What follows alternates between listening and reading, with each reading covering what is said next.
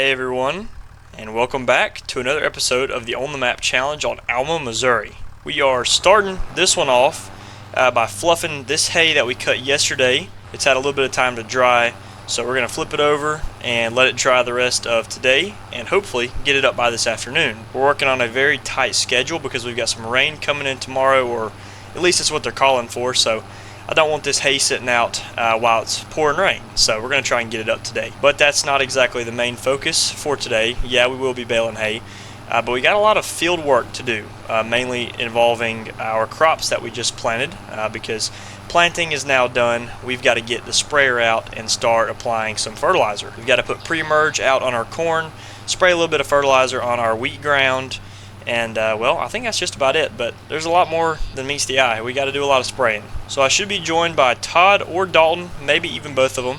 They're going to help me out today with the spraying. I should have a guy on the tender truck and a guy in the sprayer, and obviously we'll rotate out. But as of right now, they are filling the sprayer up. They're going to head out to the first field. While they're doing that, I'm going to finish tedding this hay, and then I will either swap places with one of the guys or I will cart fertilizer out to the field. So I've got to break the tender trailer out. We're going to fill it up with water and mix some chemical. But yeah, it has been a very busy start to spring. Like I said, all the corn is planted. We obviously still have to plant our soybeans, so that's coming up here very shortly. So you know what, without further ado, let's go ahead, let's hit the fields, cue the intro, and get right into this one.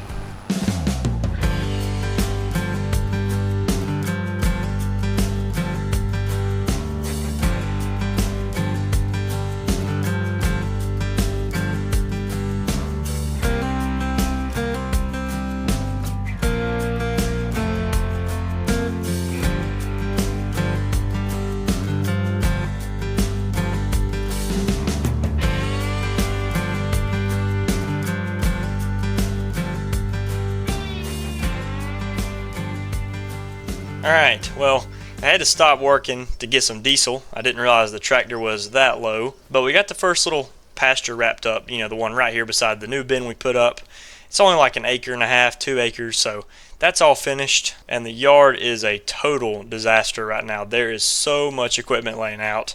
But this right here is our spraying rig for the day. We have thrown the 8320 on the sprayer, and I gotta say, it's a nice fit. We have the sprayer rate monitor in the cab. It's just a nice combination, right? I mean, you can't go wrong with this.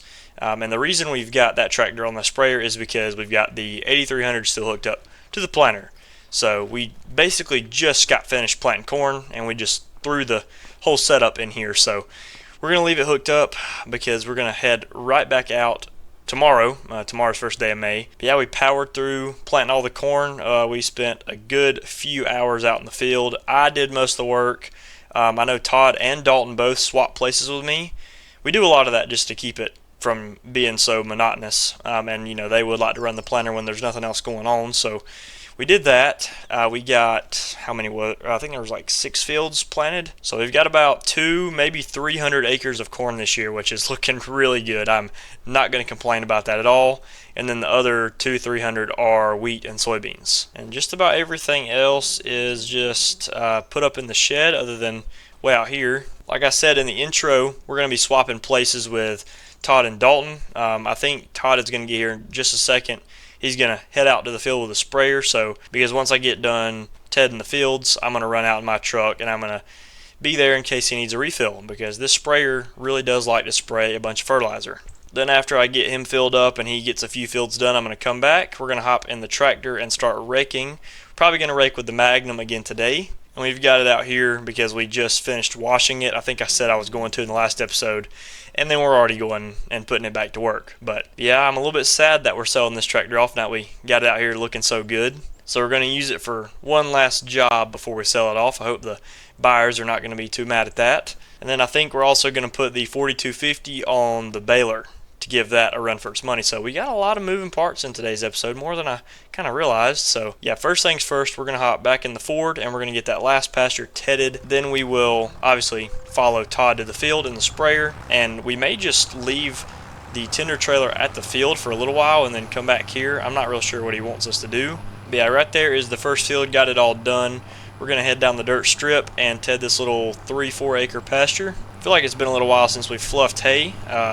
Maybe that's just me. I usually don't record footage of it because we get done with it so quick and it just kind of slips my mind. So kind of glad we're doing a little bit of hay work in today's episode. I mean, as we get more fields of hay to cut, I will for sure start uploading more parts of hay work, because before that little grass field right behind me, all we had was this. I mean, this is like, what, 5 minutes of mowing and raking? Yeah, we're going to drop it down and get right to work. We've got to clean this field out, and we actually cut this field in a little different pattern than we normally do.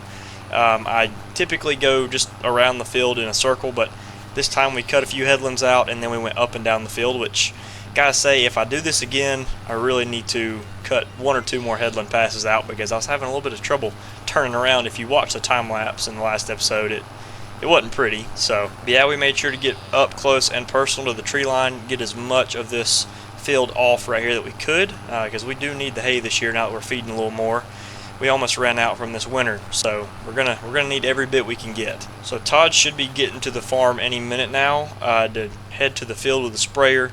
I do need to pick up some chemical first, so we're going to have to buy some of that. I'm thinking maybe 2 pallets, because my goal is to just spray a little bit of fertilizer right now, put a little nitrogen out, keep doing what we've been doing like we did with the planter, where we just apply like a little bit.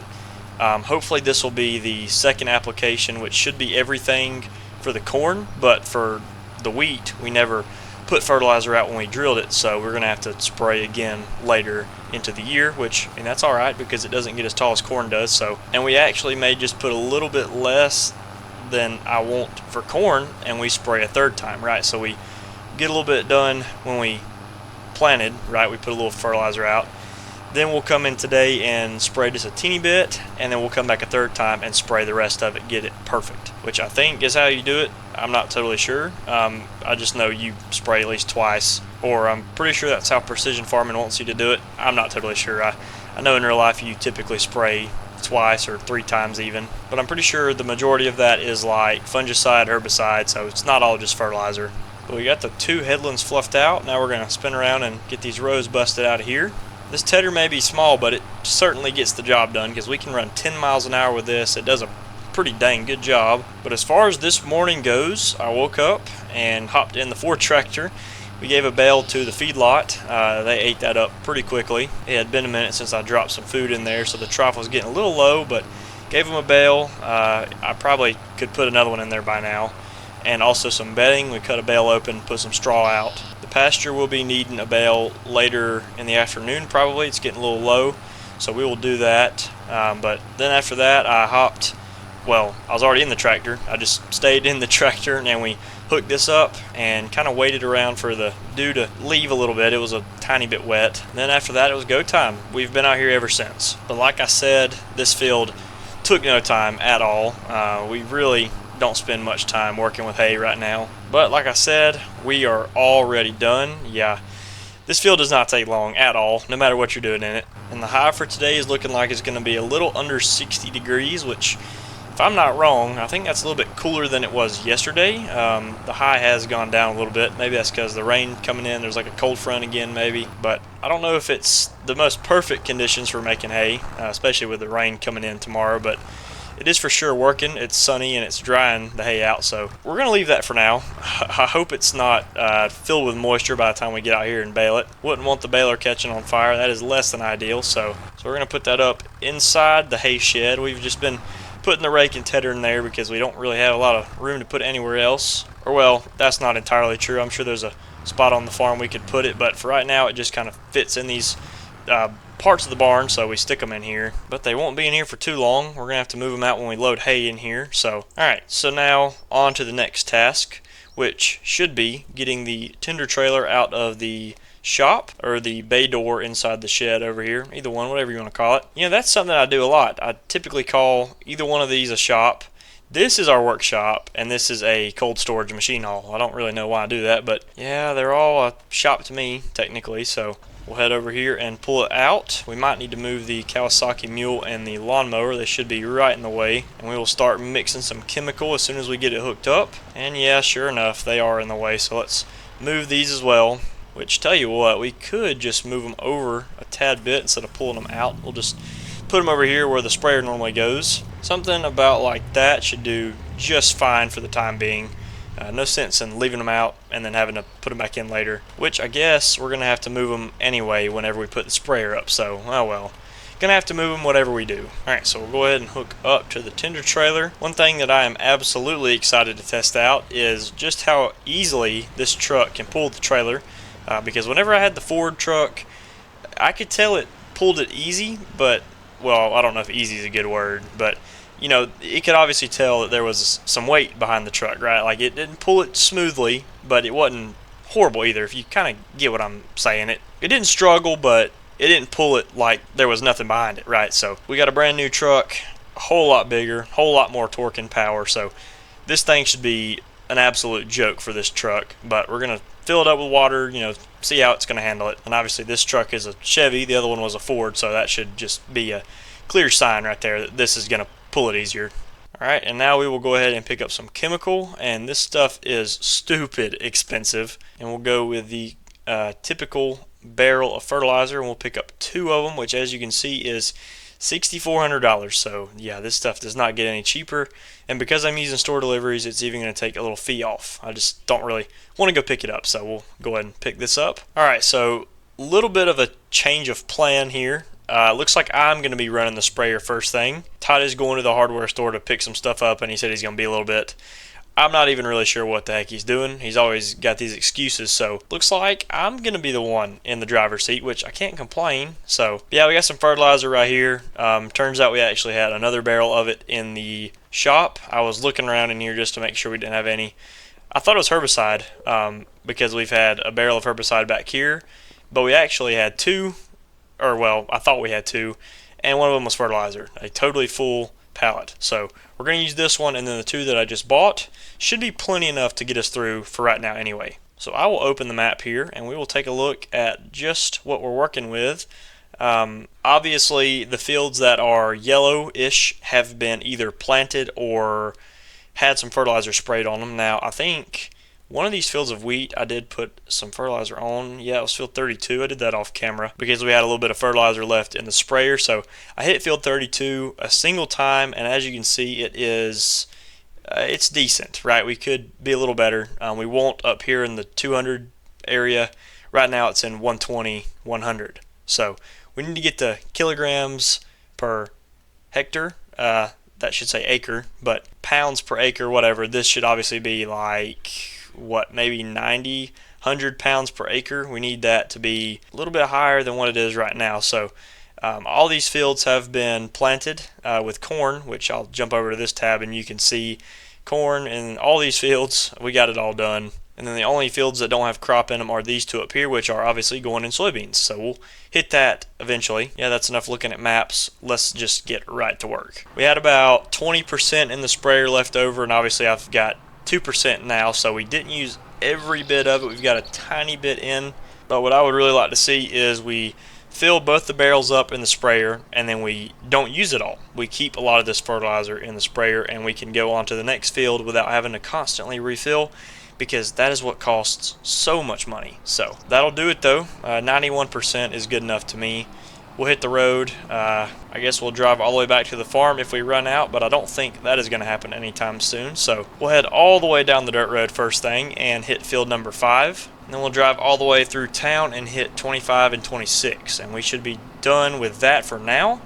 Obviously corn and all that will need some pre-emerge, so we'll get to that eventually, but it's been not even 24 hours since we planted, so I'd kind of like to wait a day, let the seed kind of settle in. I don't know if that's entirely what you're supposed to do, but all of our wheat currently looks like that to the left of me. I think I touched on it in the last episode, but it's coming up nice. It's just not super long, so the tires should fit perfectly in the lines of the wheat, like the drill lines, without having to destroy too much crop. I was worried about the spacing on this tractor not lining up with the duals and the sprayer and all that, but it works really nice actually, and I want to say I like this setup a little more than the 8300, mostly because this tractor is just faster and handles the sprayer a little better with a full tank. We can get to field quicker, right? So, and also we've got some slightly newer technology in the cab here, so it works nice with the sprayer. You can see a little more in depth of what you're spraying and what needs to be sprayed and what needs what, if you know what I mean. But here we are at the first field. One thing I am going to do for a little while is have the yield map up so that I can see how much fertilizer we're putting out. I'm still trying to fine tune the application rate. I'm learning, and it has been one heck of a very helpful feature, if I must say so myself. I know I touched on it when we were planting, but after doing some spraying with it as well, oh, it makes a world of difference. So we're going to put the boom down a little bit. Don't want to scar the crop though, so I need to keep it up a good bit. Next we will set our GPS, and I think this is what we want, but let me just double check and see. It's making me do a headland pass, but I would really like to try and figure out how I can save fertilizer by going a different path in the field. And I think this right here is looking like the best thing to do. Just go straight up and down. So we're going to hit a headland pass, and then we will go from there. And here we go, making the first pass. We can probably up this a little bit, or maybe we should lower it down a tad bit. So there we go. That's kind of what I wanted on right there. It's not in the orange, it's in the yellow if I'm looking at it right. So that is what, around the 100 mark. I'm not real sure. I'll have to keep messing with it, but it's kind of around what I want it to be. It's putting out enough to where we won't have to keep coming back to the field and spraying 4 or 5 times, but we could be putting a little bit more out, I would say. Personally, we could be putting out more in my opinion, but I don't want to burn through it all, so we're going to use it and make it count. And after all, this is just the first application, so we will be back in a little while later in the summer, and we'll spray it again. Or maybe we won't have to wait till the summer, we'll just do it late May or somewhere in there. We'll be back before we harvest it to spray again. And some spots in the field are actually green and less yellow, so that's kind of cool to see. It means we're going to have to use less fertilizer in these spots when we try to max it out. Alright, there's our headlands knocked out. We will get right to work spraying up and down the field. I am going to keep the yield map on just so I can monitor what's going on in the field and making sure we're not missing any spots, because the GPS can be a little unreliable sometimes, believe it or not. But as I said, so far so good. I mean, it really is looking pretty decent. This is how it should be, right? I don't think there should even be an option for an automatic, like spraying them out. It should always be like this, where you have to put a little bit at a time. This is so nice. Can't believe we're another episode into this series, and I'm still so fascinated by the precision farming little settings you can do. I'm like a caveman discovering fire, but I seriously do think it's really cool. So, and like I said in the last episode, it saves those annoying trips of going back and forth to the farm picking up more fertilizer, because man, that used to drive me nuts, having to constantly refill the planter and constantly refill the sprayer. Like, the whole reason I've got that tender trailer was because I didn't know how to solve the fact that I was running out of fertilizer every 20 seconds in the field.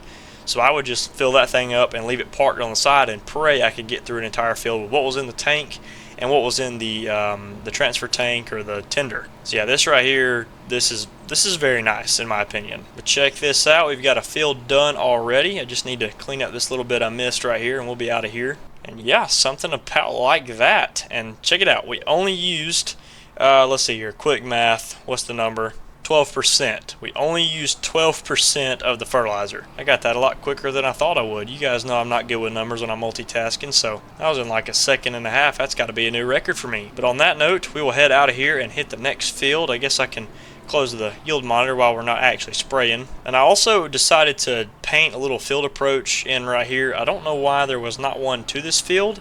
Just kind of felt like this right here was the best spot to put it in, and it fits kind of nice. So yeah, once we get all of our wheat fields sprayed, we will fill the sprayer up with pre-emerge, and we'll come back out here and knock all of our corn fields out. So we'll have to come all the way back down the dirt road to fields like these right here, and I may get Todd to do that while I am finishing the hay work. So when he gets to the farm, I should be done spraying the wheat field, or I guess the wheat fields. We've got 2 to knock out, but I'll get done with that, and then he'll take over and he'll just put out pre-emerge for me, and I'll start raking and baling. And if Dalton does show up in time, he can help me rake or bale, but knowing him, he's more than likely going to show up whenever I get done baling. These couple of fields coming up right here are very sketchy running the sprayer in because of just how close the tree line is to the edge of the field, and now that we have expanded the border of the field, well, it's going to be a little more annoying to try to navigate. And you know, to be honest with you, just don't know how much I trust Todd to run the sprayer, because I am the advanced operator on the team. So we will see exactly how this goes. While the booms are unfolding, I'm going to get GPS set back up because this is not at all what I want it to be on.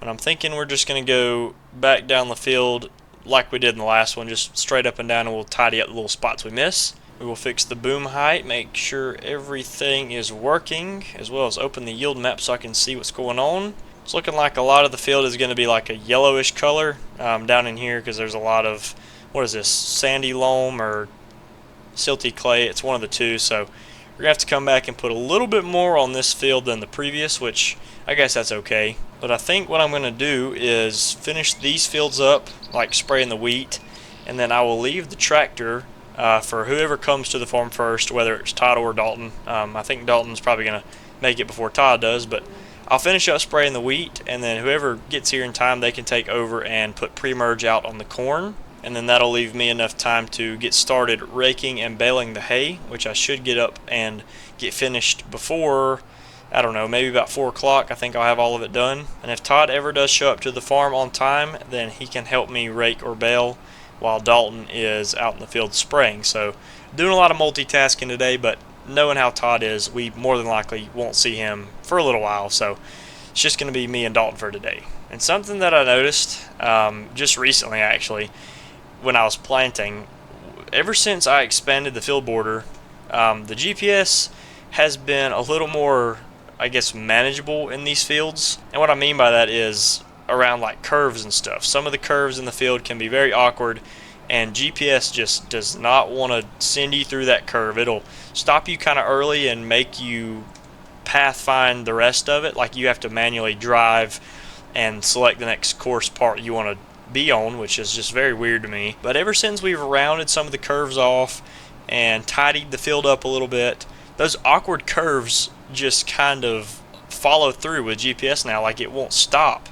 It'll just keep going around the field. So a lot of these headland passes, I can just not touch the steering wheel whatsoever, and it just keeps going, which I don't know. I think that's pretty cool. It definitely keeps it from being a little irritating whenever we're trying to harvest or stay on a line when we're planting. So it's got those very smooth curves around the field now, and I do like that. But anywho, that's this field done. We will head on over to the next one. Well, it's right here beside me, so we'll drive down to the end of the field and take the little shortcut between the two fields. Still really would like to combine these fields one day, but for right now it's not exactly necessary. Just a lot of trees to get rid of as well. But ever since I came down here and put this little shortcut in, it has made my life a whole lot easier rather than driving all the way up to the road and around just to get to this field. So we'll ride on in here and get the sprayer unfolded once again. But I'm kind of thinking I want to come up here to where it's a little bit more straight to start planting, and I'll set the GPS up for this field as well. We can really knock these two out in about 3 passes, so it doesn't take long at all. And I think with that being said, I'm going to spray this field and wrap everything up, and then I will meet you guys back at the farm, and I'll get the rake set up, and shortly after 1 o'clock we will start raking and get the hay up. So I'll see you guys then. Alright, we are now done spraying those fields of wheat, and we have also finished raking the hay. I did a little bit of work off camera. I couldn't really help myself. It's been about a week or so since I recorded last, because I've been out of town. I've been away from the computer, so sat down for a little bit and just, played around. Like I said, I couldn't help myself. Here's the raking set up. I finally got this rake figured out where the drawbar will like hook up to the the pin, because before I've had it for some reason to where it has to have like an extra adapter to hook up. I don't know. I converted this rake myself, and I just didn't get the coding right or something. It was messed up, so I finally got it fixed, as well as the tedder. So these are both finished. And while I was looking at them, I got to thinking about something. I don't know what took me so long to realize this, but where is the manual attach mod at? That's like the one thing I did not realize was still missing from this game whenever like it got carried over to the new one, 25, all these mods are here. Manual attach is not here. And for the longest I've been kind of thinking to myself, like, there's a mod in this game that's missing, like for sure, like something is missing. It's got to be that. Where is manual attach at? I mean, if it's something I can convert, I'll probably try to, but I mean, is the guy making it, or the guy who made it in 22, is he bringing it back? Because I really miss being able to come back here and unhook the hoses and the PTO and whatnot, because I've just been hooking up the base game way for what, almost a year or so now. I mean, basically a year. But anyway, I don't know. That was kind of random. But we did get all the hay ground raked up. I mean, it's plenty dry, even though it's 60 degrees out, which is not the most ideal temperature for like drying hay.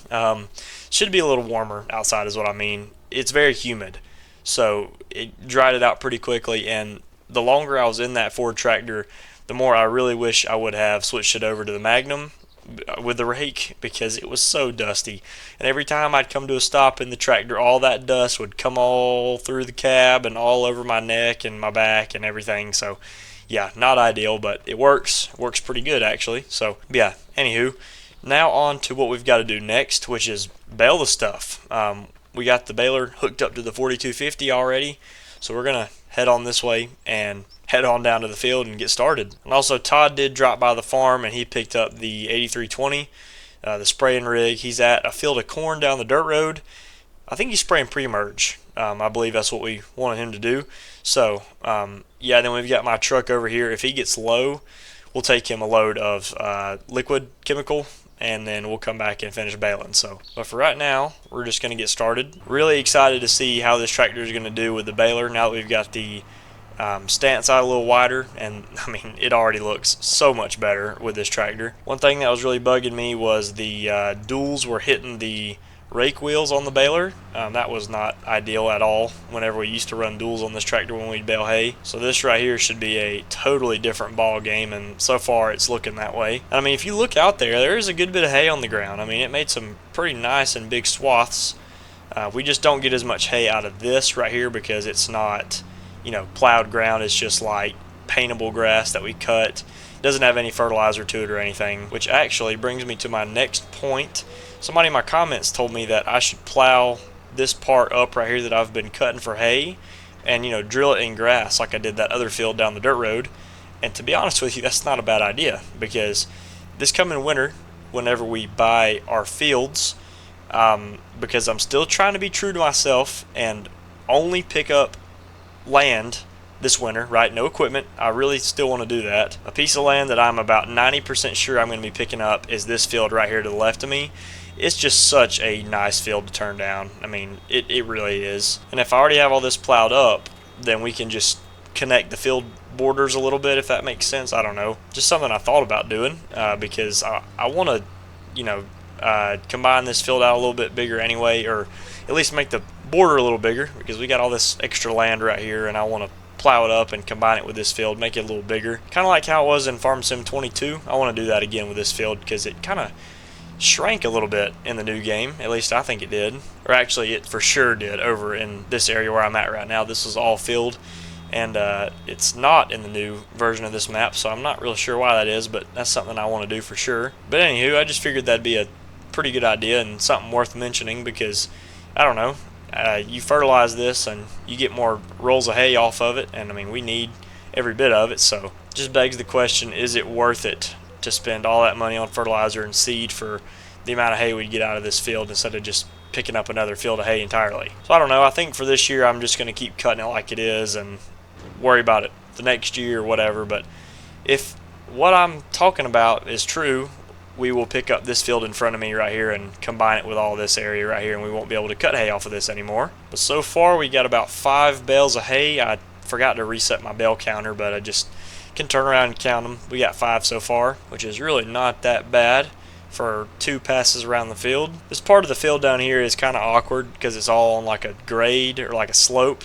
But I mean, and we do have to turn around in the road out here, which is not the best thing ever, but that'll do just fine.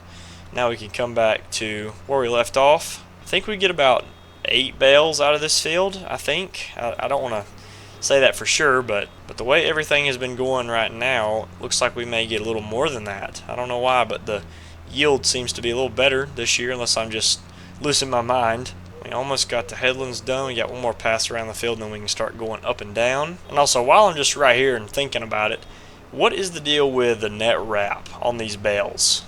You can see it's like the texture's gone for the net wrap. I mean, this is Tired Iron's baler. It's the one that he put out. All I did was edit the tires to be a little bigger, so I didn't change anything else on it. And I'm noticing it like has been happening with some other balers too, just because I did some testing in another map, and all the bales are coming out like that where the wrap texture is missing, and I just don't understand why that's doing that like that. I mean, is that just a bug that's been going on for like everybody, or is that just me, or what's the deal with that? If anybody knows why it's doing that, I'd like to know. You can just leave a comment or something, because you guys have been helping me figure stuff out here recently. It's like you guys are my Google search engine. I don't even have to open a new tab. All I do is just ask a question while I'm recording, and you guys help me figure it out. So yeah, it's like there's a new problem every day, but this one I don't actually have an answer for. I'm assuming it's just another giant software glitch. That is 9 out of 10 times the problem, I would say. Yeah, anyway, that's this field all done, all glitches aside.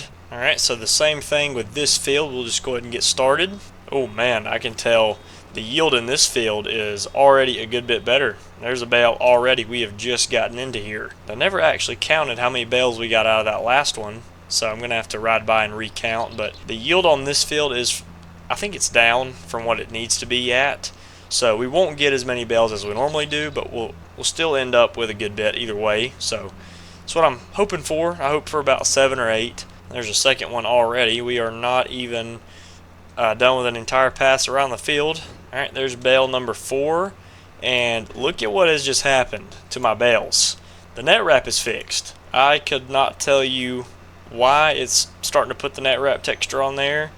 I did not do anything to the bale since I'd mentioned that, or I did not do anything to the baler or anything. I've just been like continuously baling hay. That first bale we put out in this field at the bottom down there, it does not have the wrap texture on it, but the rest of these do. So I don't know, the hole's getting a little bigger now. I don't really know what's going on at all. Part of me is kind of wondering, is it because we are baling the hay that's in an actual field rather than, you know, the grass up there is just like grass randomly, you know, like it's not in an actual field seeded with a drill or whatever. I mean, that could be a probable cause, I would say, but well, we are wrapping this up very fast. And for the next part, I've got something a little bit new that I'd like to try, and it's just a time lapse of a bunch of stuff that we're going to be doing here in just a second. Because, you know, usually when I time lapse a part of the video, it's just like we're cultivating a field or finishing, you know, up a little segment of something. But I don't think I've ever just started working and then turn it all into a time lapse. So what I want to do is finish baling this field, which I think we're going to be done before I even finish talking. You know, get it all finished out and then put the baler up and start loading hay. And since we've already got the truck hooked up to the tender trailer and the farm is right there, I'll probably just take 2 bales up at a time to the farm. So we're going to load hay, or I guess a better way to put it would be put hay up in a shed. So you know what, let's give it a shot. And now that we got this field finished up, I think it'd be a perfect time to cue the time lapse.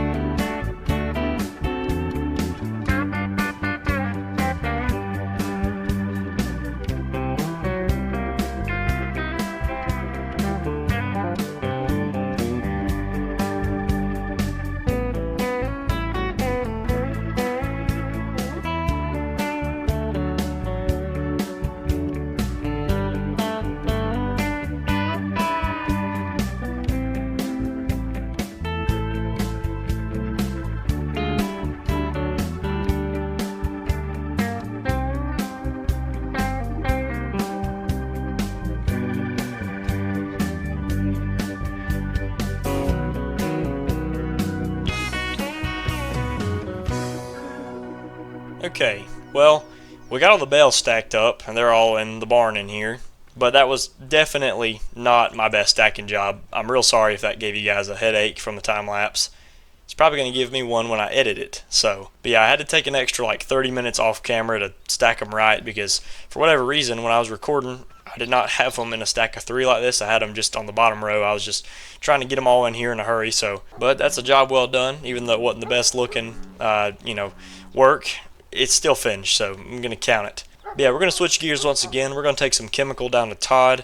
He's still spraying pre-emerge. He's almost done, I think, though. He is running out, so this is going to be some perfect timing right here. But you guys, I think this is going to be the end of this video as well. I was trying to really hurry and get another episode out because, I've been gone for about a week, so I will get right on to the next one. Hopefully it'll be a little longer than this one, but I'm going to get him filled back up so he can start working, and then, we've got a whole lot of stuff left to do.